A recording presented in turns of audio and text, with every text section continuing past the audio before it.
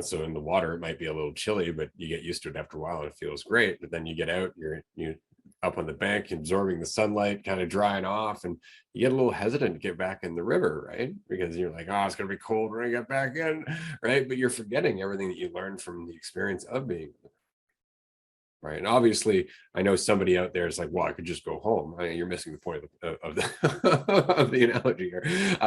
But basically, it's that we want to go back to the comfort, and then once we're there, we're like, why was I getting uncomfortable to begin with? And usually, we'll put it off until the suffering's back, right? Because we're putting off the discomfort.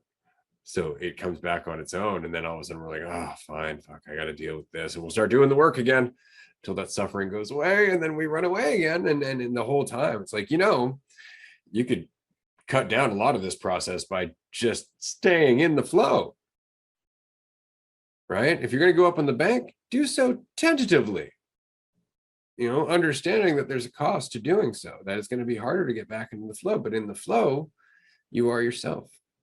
In the flow, you actually start to learn from it, as opposed to sitting on the bank going, oh, that was hard, I don't know if I can do this. All of that is you sitting on the bank. That's the narrative.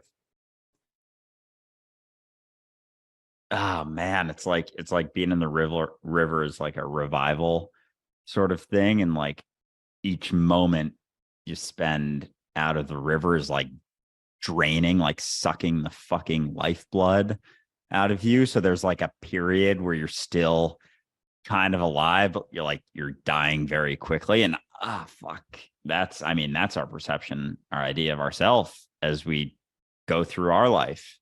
That's literally spin out of the bank. Holy shit. Thinking that we're dying slowly over, the course of 80 to 90 years.